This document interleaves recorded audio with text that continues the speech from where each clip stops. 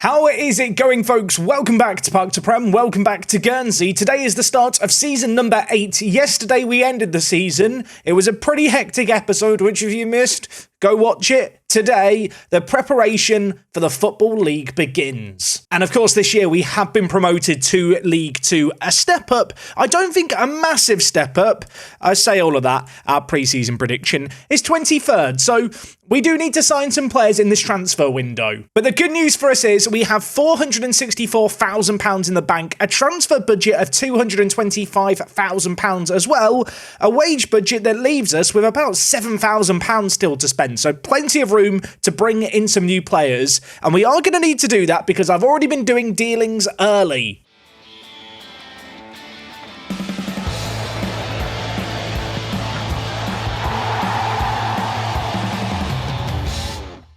Now on the outs, a few players have left us and a few more are already on their way out too. The first, Benjamin. An offer came in from Sutton, an offer that I couldn't really refuse. He has wanted to leave the club for a while. Last year, he wasn't mind-blowing at centre-back, and so when I got offered £60,000, I just decided to take it. It's some good money, but this is the kind of player who I think in the lower leagues could do a job for us. I just feel like his lack of pace is going to, forever be a hindrance. Another player who has left us is Hanusek. This one might come as a little bit of a shock, but he was entering the last year of his contract, wasn't going to get a work permit, so decided to cash in on him whilst we could. As you can see here, he has left for £55,000, but conditionally, it could rise up to £115,000. And if I'm not mistaken, there is a sell-on in that too. In fact, you can see here, 30% of any profit made will go to us. You can see the other conditional clauses here. Not sure how much of that money we're going to get, but it was kind of just better than losing him on a free. Speaking of losing players on frees, Gibua has left the building alongside Harry Kite and Charlie Osborne at Willie Muir in there as well. All of these players who had really been on the fringes the last couple of years. In Gibua's case,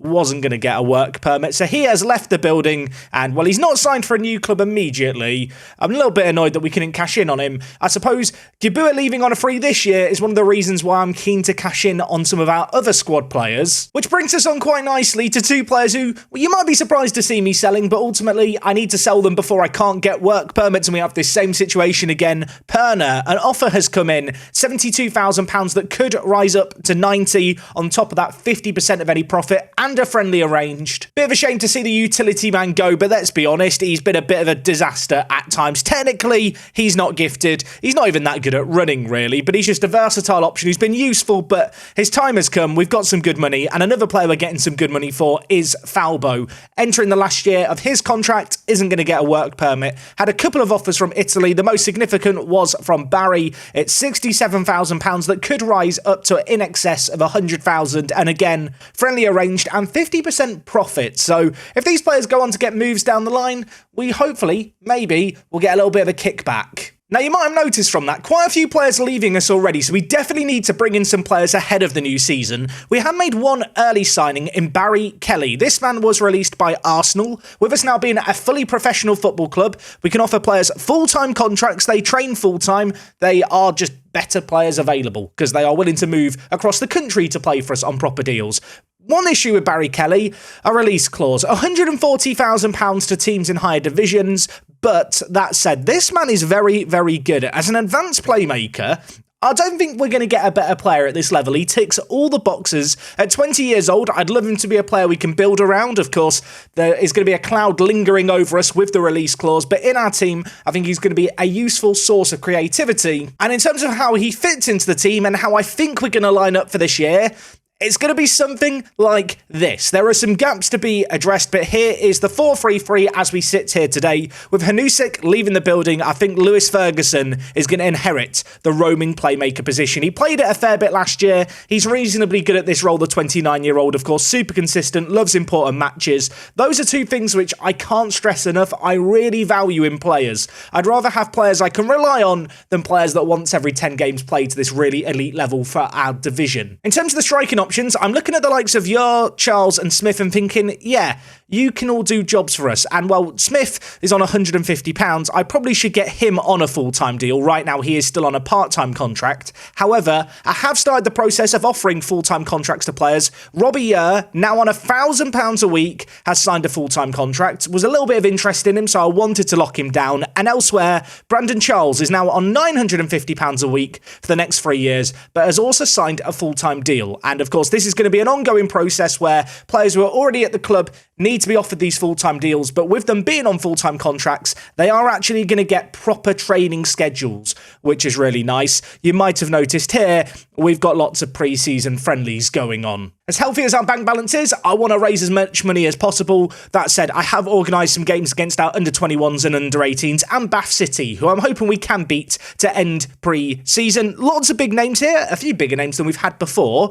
One minor issue that we are going to have, and you might have spotted the home attendance against Bristol Rovers wasn't very good, and that issue is our stadium. Foots Lane, lovely stadium, capacity of 4,543, but only 648 seats. And of course, seats are kind of important once you hit the Football League. The regulations for stadiums go up a little bit. We are currently in the process of getting some new seats put in.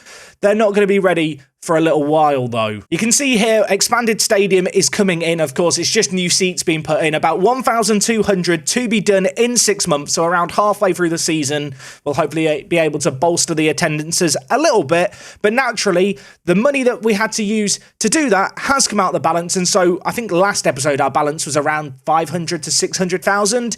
It's now down at 464. Of course, that balance has been helped out by the likes of Hanusek and Benjamin leaving us. And should Falbo and Perner sign their current deals, that's going to be even more money in the bank. One player we are in the process of bringing back to the club is James Hammond. You might be sat there thinking, back to the club? I recognise this guy, but he's never played for you. Correct. Back when he played for Truro, we played against him in the Cup. You can see, last few years he's been playing for Shrewsbury, including 1 year where, well, he played a lot of games and didn't do so well. I need a third choice goalkeeper, and I thought, you know what? I need a third choice goalkeeper. This man started his career at Guernsey. Let's bring him back home. So hopefully this deal gets signed. He'd be a useful goalkeeper.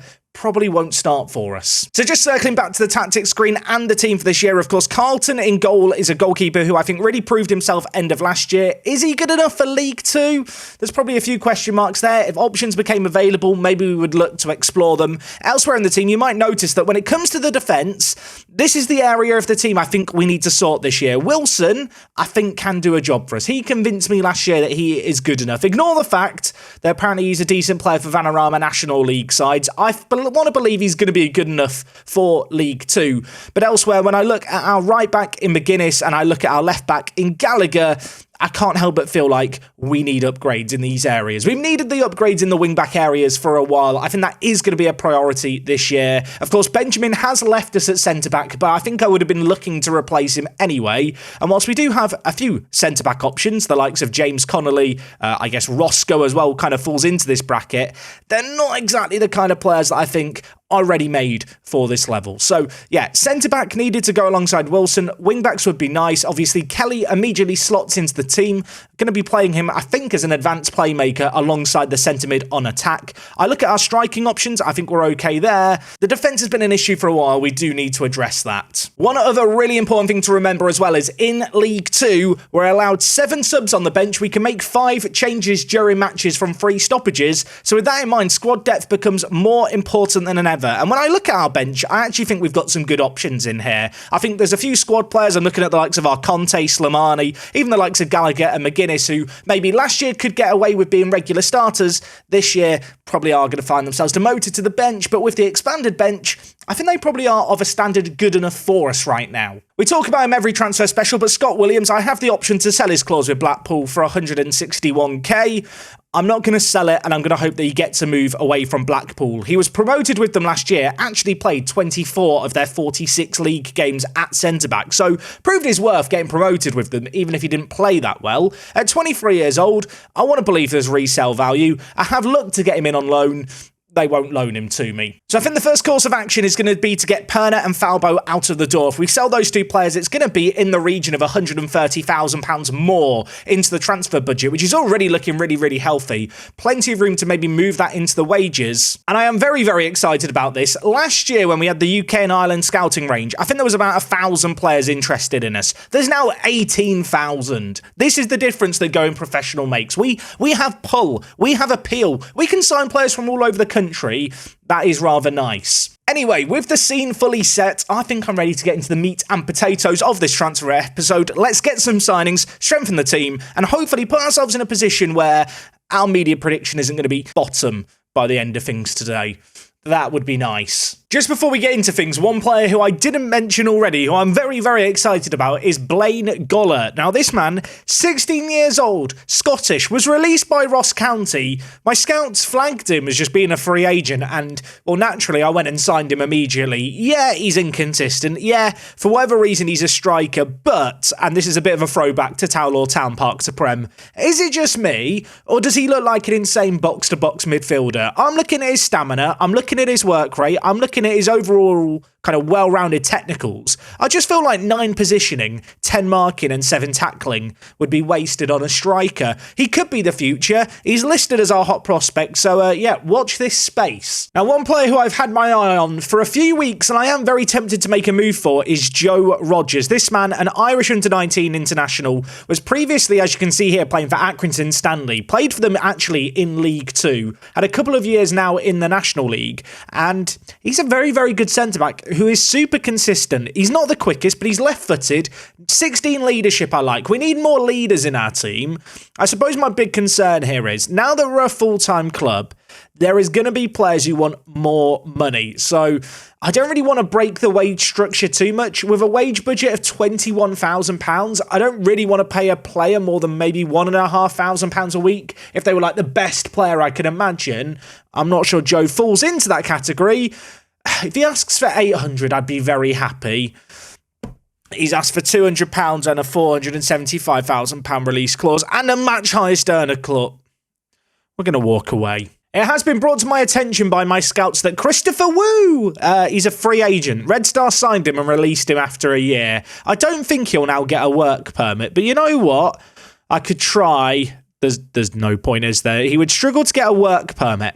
No idea how he got a work permit before, but let's not question that. It's a bit of a double-edged sword having 18,000 players now who might want to join me, because on the one hand, there's loads of players to sign. On the other hand, there's more players to sift through, and I am, at the moment at least, just sorting by rep and offering trials. I did already have a couple of players in on trial, and in fact, if we just sort by expired contracts, there's actually a few players here who I might make moves for, or might bring back in on trial. So I've just been asking my director of football for some transfer suggestions, mostly for the defence, but I might do it for every position because he's actually given some okay players, many of which I've offered trials. One man I want to go for straight away is Rory Muir here, 23 years old, was playing for Crewe for a number of years. You can see here, playing in League 1 regularly. 23 years old, looks like he could be a really good left back, but there's a lot of interest in him. Undoubtedly an upgrade on what we've already got. My fear here is, how much is he going to want? How much is he going to ask for a week? I'm hoping it's not going to be £2,000 like the last one. It's going to be £2,400. I can't afford this. I mean, let me rephrase that. I can afford it. We've got plenty of money in the bank. But the reality is, if I was to sign 3 players on that amount a week, I wouldn't be able to sign any more players. And I think we need more than 3 new signings this transfer window. I mean, Callum Williams here doesn't seem like a bad plan B, 22 years old. There's definitely players out here. This is the nice thing. I can be a bit more picky and choosy about my players. We'll offer him a trial for sure. And another player I've just offered a trial to is TJ Ayoma. This guy, 29 years old, more experienced player, kind of jack of all trades, master of some. Maybe. I mean, he's a very, very good player who could play potentially as a wing-back, but to be honest, as a centre-back, to me, he looks like he could be a really, really good fit for our team. I mean, just comparing him with Aidan Wilson, very similar mould of player, just going to hope he wants similar amounts of money in wages. If he asks for like £1,000 when the guy in green here is on £550, I am going to be upset. In the past, I referred to intake day as being like Christmas Day in Football Manager. I'm going to take it all back. I think that this day is better than Christmas Day, the day where you just get to spam up and click accept on a load of trialists. I don't want to get anyone too excited. When you look through this list of players and the star ratings, we are going to be able to make upgrades. Interestingly enough, the player who's rated the highest of all the players we've brought in is Joe Rodgers. Has he lowered his wage demands now he's here on trial? No, in fact, he doesn't even want to talk to me. But he still took up our offer of a trial. Interesting, Joe. So a right back I'm looking at that we brought in on trial is Peter Sheridan, another Irish player. We might just have a big Irish contingent arrive at the club. This man, 22 years old, was playing for Aston Villa as a youth prospect, but never got given a chance in their team. Lacks a little bit in the acceleration if I was going to be mega critical. But as far as right backs go, he is a very, very well-rounded player with some really good mentals, actually, for this level. His kind of physicals aren't terrible. That acceleration concerns me slightly. But if he has reasonable wage demands, I will probably try and get him in. I'm going to see if I can get him in as a squad player, which is a promising first sign. Why does he want £3,000 a week? I think I am going to try and make a move for Ayoma here. I know according to our staff he's only good enough for the Vanarama National League, but I think he would be a very good fit at centre-back for us. The fact he can play right-back is a nice little bonus as well. He wants to be a no-nonsense fullback. You can't be that, son. I know when you're a little kid you can be told you can be whatever you want to be. You can't be a no-nonsense fullback. Not at this club anyway. Right, let's suggest this. How much does he want? He wants £2,000 a week. Can I get him down to like 1,400? Oh, it's still just so much. I'm now going to compare everything to what we were paying for players like over the last few years. And I know that is a completely unreasonable expectation. 1,400. TJ, do it for me. It feels like an overpay, doesn't it? It just feels like too much. I suppose it is worth acknowledging Falbo is currently on £1,200 a week because he had a promotional wage rise, which I gave him when I signed him and forgot about until we now got promoted. Maybe when he leaves the club, the players that we're trying to sign will ask for a little bit less. Am I considering signing this man because his name is Mamba and he's got 19 jumping reach? The answer is potentially. He can't really do anything else, but do you need to do anything else as a centre-back? I mean, the mentals are a cause for concern, but 19 jumping reach. I am actually tempted, but the voice of reason is telling me it's not a good idea. TJ Ayoma, the one player I've actually decided to pull my wallet out for, has turned me down to go to Swindon. Not ideal. Having explored the market a little bit, I do think Joe Rodgers might be the best centre-back that we have. He is back interested in talking to us as well, which is nice. Going to try and lower some of these things just a little bit and see if we maybe can shave some pennies off. He now wants £1,600. That is a drop-off. He does, however, want a release clause of 475k. I'm going to just put in 500k. But if we get relegated, you know what? Relegation release clause, 225. He can't have a match highest earner clause. I can't give him that. I don't really want to go above 1.4. Let's try 1.2 and see what he says to this. He wants 1.8. Look, Joe, I do actually think you're good. I just don't think you're as good as the money you're asking for. 1.5. 1.5k for Joe Rodgers. I think I have to do it. He's a very, very good centre-back. Is he the greatest centre-back in the world? Maybe not. But at 21, super consistent. I like the look of him a lot. It has just dawned on me, he can play right back when he's left-footed, and he has no concept of left back. That is a bit weird, isn't it? Okay, hands up. Who had it 9 days into the transfer special that I'd be sat looking for players outside of the UK who qualify for work permits in Europe? Because, yeah, it's that time in pre-season. I don't want to say I might have found the one. Gianluca La Canina, 20 years old, looks absolutely immense. This could be like the PSG striker all over again. This man was released by Juventus, did play 2 games in Serie A, never scored in them. Apparently we lack the financial muscle to meet his demands. Why is he listed under the realistic signings then? Of all the years when I've looked at non-UK players who might get work permits, I'm going to say it now, this might be the weakest batch. With the exception of Gianluca here, they're all rubbish. Some people are going to be delighted about this. I'm personally quite sad. Perna is leaving the building. Leaving for £69,000, or at least that's the amount that goes into the transfer budget. Nice. Yeah, sad day. Need to cash in on him. Not that great, really. Kind of just glad to get some money, to be honest. And we have also confirmed the signing of James Hammond, so a backup goalkeeper in place. That's one less thing I need to worry about. And Lien is heading out on loan to Boreham Wood. You might remember Lien. He's been around the club for years. I'm not sure how he's still listed as a breakthrough prospect now at 21, having been at the club for the last 5 years.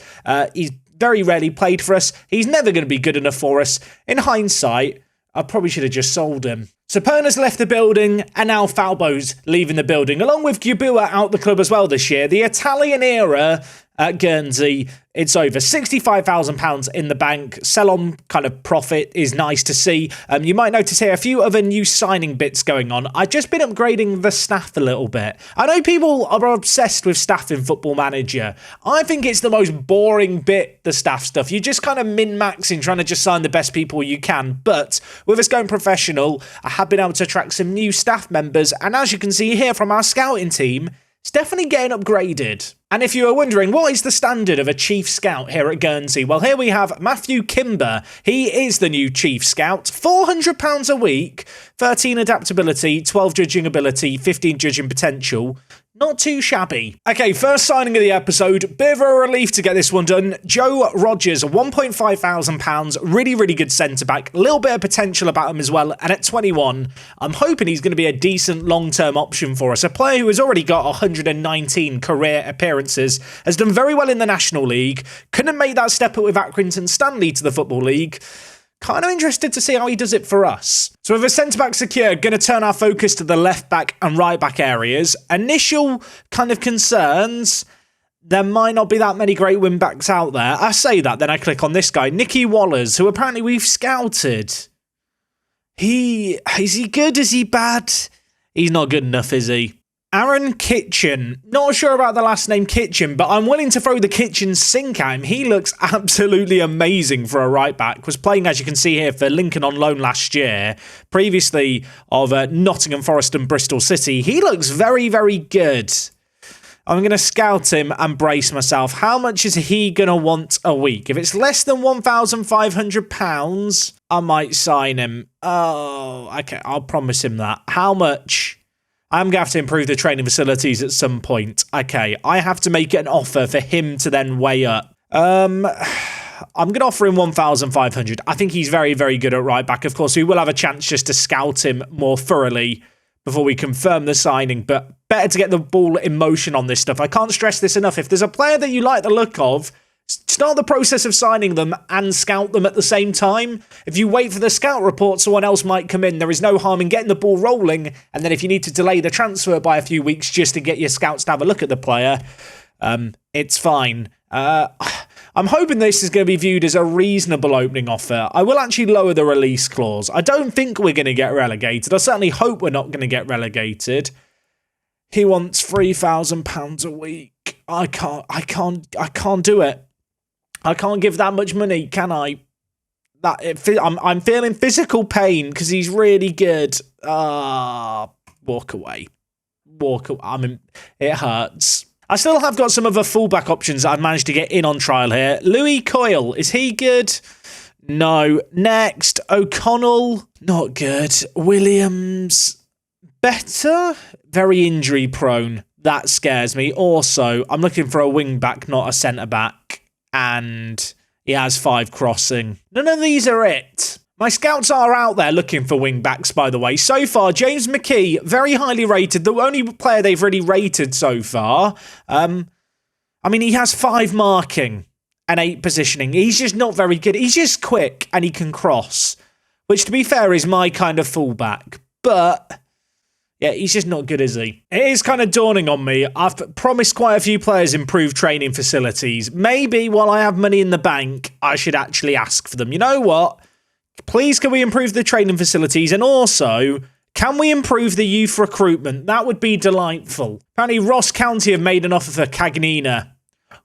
I really wanted Cagnina as well. Apparently, Ross County have more financial muscle than us, which really does put things in perspective. So just looking at the state of squad depth, one area that I feel like I've maybe underappreciated is maybe we're lacking one striker, potentially someone who's a backup to Robbie Smith, maybe someone who just pushes for that first team spot. Of course, when you look at the rest of the depth, it's good, but we do play with 3 strikers. So yeah, maybe I need a few more strikers than I'm used to having in a team like this. Elsewhere, in the midfield, I think the depth is okay. I would like to get in maybe a more natural roaming playmaker, someone who can maybe compete with Ferguson for a position in the first team.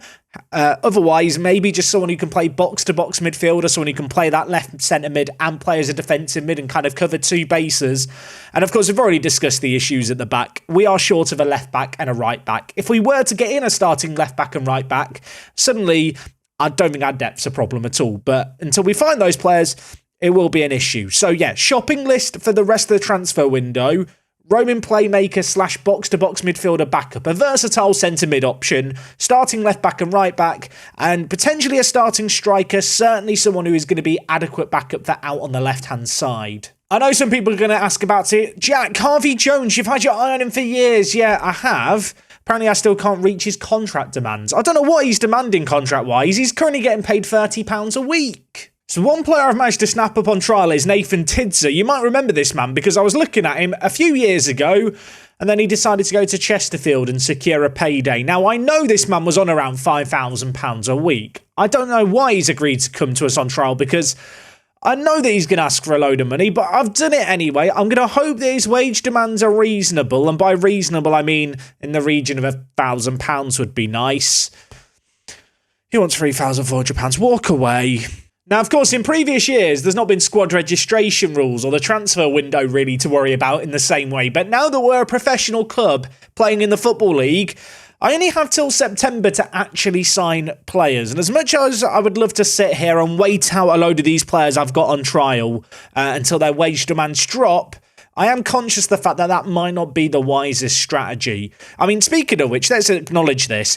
There's a load of really good players that I've got in on trial here. I do feel like the star ratings maybe flatter them all slightly, but the unfortunate reality with just about every one of these players is they want, £2,000 to £5,000, and I just don't have that money. Did ask about upgrading the training facilities and the youth recruitment. Both rejected. I don't even have the option to talk about the training facilities. I can discuss the youth recruitment. I can't stress this enough, please. I can't stress it enough. Please. Thank you, Neil. Okay. Youth recruitment's improved. Training facilities aren't. We've gone from basic youth recruitment to fairly basic youth recruitment. What an upgrade.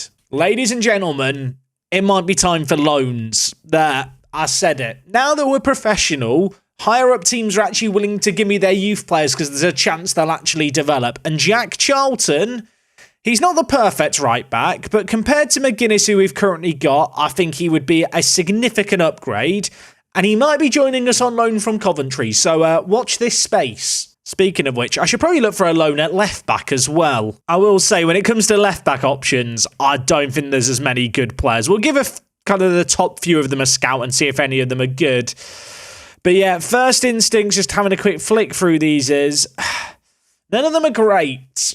I didn't think this day was going to come, and I actually didn't commentate over the negotiations because I didn't think it was going to happen. But Callum Williams has had a contract offer submitted to him. It is not a cheap contract, but he is, I think, the best left-back option out there for us right now. If we just compare him with our current starting left-back in Gallagher, there's no denying that what he lacks, perhaps in defensive ability, he more than makes up for in both his physicals and mentals. Callum Williams is a very, very good player. At 22, you can see he's had regular minutes in League One last season. With us in League Two, I'd like to think he'd do an okay job. £1,600 is a bit more than I would like to spend on him.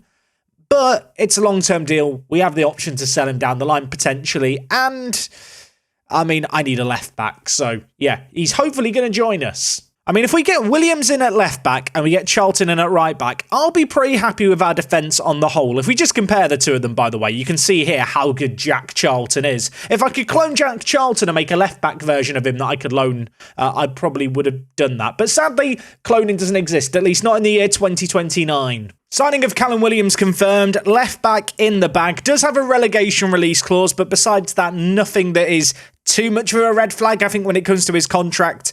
Maybe I've just got to accept that if I want to sign kind of League 2 quality players, I probably am going to have to pay League 2 wages, which, when you think about it, kind of does make sense. More good news as well. Jack Charlton agreeing to join us on loan. I think this is our first loan at Guernsey, at least loan that I've made. Tyler Forbes was on loan originally, but I wasn't responsible for that. This man, very good player, maybe some concerns over his injury proneness and inconsistency, but what those concerns are alleviated by is just the fact he is an absolutely ridiculous fullback for this level. Maybe not quite as well suited to playing wing back, but for this level, 8s, 9s and above for this role is, that is fine. It's fine. It's better than what we had. That is the bottom line. It's the best I could do. If the season started tomorrow, this would be our starting 11 with a new look defence. Rodgers, who does have an injury, which I don't love. He should be fit for the start of the season. Of course, the new big towering centre-back. He was on £1,500 a week. Charlton joining us on that £950 as part of a loan. I suppose when you look at it, Williams is the man who is overpaid at left-back, but he is just the best left-back out there. Somewhat concerning, isn't it, that he's labelled a good player for Vanarama National League sides. I'm sure it'll be fine.